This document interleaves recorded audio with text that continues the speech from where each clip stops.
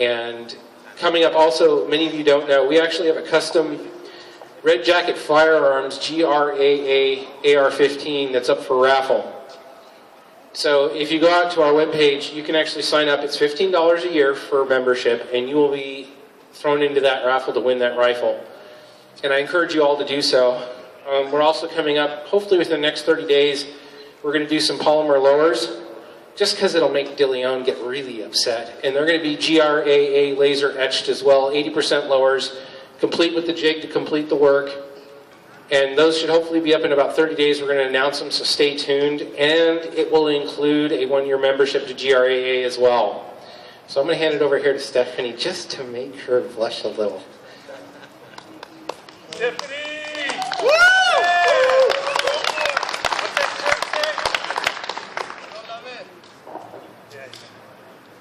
I don't have anything to say. Pull on lobby! I had prepared nothing. Daniel likes to pick on me. Okay, well, I want to thank everybody for coming. Keep spreading the word about what we're doing. Now that the bills are being heard in Assembly and in the Senate and at the committees, we'll be posting updates every day that they come. On Tuesdays, every Tuesday is a Public Safety Committee hearing.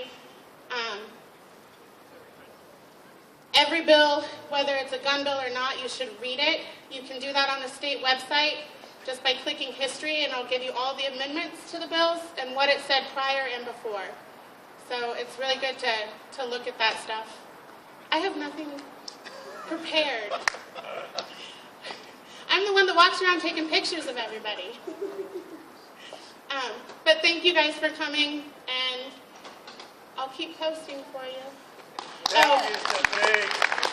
If anybody is interested in learning anything about or hearing anything about the Watchmen of California, they're a great group of guys, and they're all up here in the corner. They've got some membership forms, and they can help fill you in on what's going on with them. So talk to Rich, the guy there in the flannel. Short guy. Well, we're going to give it probably another 10-15 minutes, and we will call this open mic, kind of like at a comedy club. And if there's anybody that has any statements they want to make, please let us know, and we will take it from there. Otherwise, we're going to get Zach. You can just raise your arm if you have anything to say. I know many of you are itching to get home. Oh, come on up, Cougar. We know you wanted to speak. Cougar! I got to tell you, this guy is out there for overpasses for Obama's impeachment. He's out there every day. He goes to gun shows, hands out flyers. Yeah. He puts flyers on boxes that are coming through the mail. Shh. He puts flyers on cars. I mean, he's like a one-man wrecking ball when it comes to PR, let me tell you. So let me hand it over to him for 5 minutes, and then we're going to have Zachariah take us out here. Thank you, Daniel.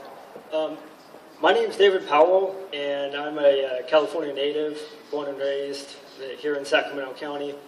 I joined the military when I was about 20, 21, or 22. It's been a long time. I did 4 years in Texas, and after my enlistment, I stayed in Texas for another 3 years, and I actually had no plans on coming back to this state. After reading all the, excuse my language, crap that I kept on hearing about gun rights in California, I didn't want to come back. But my family lives here. I'm single, but I got my parents, my grandparents, and my sister, and who's going to protect them if anything were to happen? So pretty much the big eye-opener for me was when I had moved off of the base at Corpus Christi Naval Air Station, where I was stationed. And I'd moved out in town, and I had, it was my second day at my new apartment, and I'll take this out. It was about 2 in the morning, and I hear some commotion outside, and think nothing of it, try to get back to bed, and I hear screaming. Well, that commotion I heard was my neighbor's place being broken into. Literally right next to where I'm sleeping. I freaked out, and luckily I was armed, and I went to my safe and I grabbed my shotgun. Well, I hear a kid screaming. My neighbor, who I didn't know at the time, had a 6-week-old baby. And I start hearing glass, and I heard a pretty big thud outside.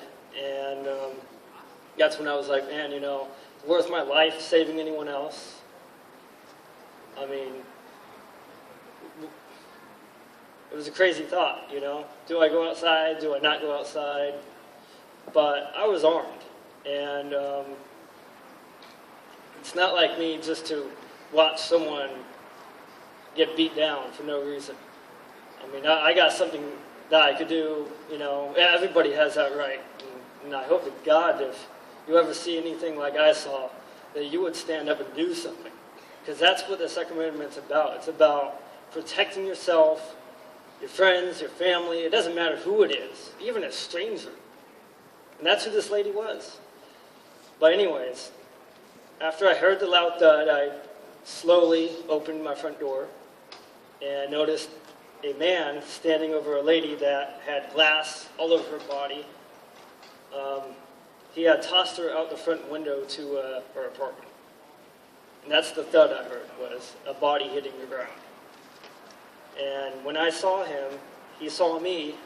He didn't see my shotgun, but he heard it. When I racked it, it freaked him out, because I was about to blow him away. And I wish I did, because he came back a couple months later. But he jumped off that second-story balcony.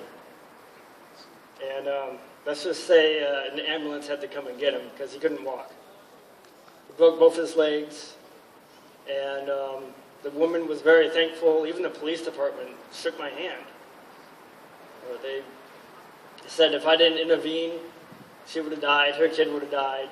I probably would have died because I intervened. So, yeah. And that's my story from Texas. It's the god-awful truth, and I don't know what made me come back to California. It was more of a gun rights issue, and my grandparents, they were pretty much on their last days. My grandma actually came out of the hospital a couple weeks ago, back surgery, and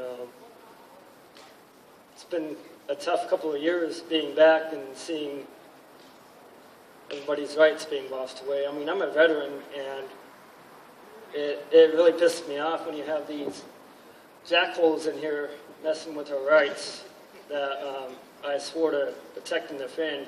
And you know what? Anyone that's ex-military here, your oath does not expire. Right, yeah. So that's all I got to say. Protect yourself. Don't rely on anyone else to protect you. Amen. Woo! Thanks, David. Well, we're going to have Zach here take us out, but David actually made a really good point, which is you wake up in the middle of the night and you hear your neighbors screaming and you hear glass breaking. Are you going to sit there and go, I wonder how they voted last election? No. It doesn't matter what color, what religion, what sexual orientation you are. You're going to go help because they're fellow Americans and they're your neighbors. Heck, they may not even be American citizens, but you're going to go help because they're your neighbor. They're a member of your community. And it doesn't matter. Because that's what unites us, and that's what gives us American exceptionalism. And instead what we've seen is we've actually seen that divide and conquer, and it's been going on now. And since 2008, it's gotten horribly worse. Because if you're a man or a woman, it was a war on women, it was the war on gays, it was the war on anything but unifying this country. Which is exactly the wrong direction.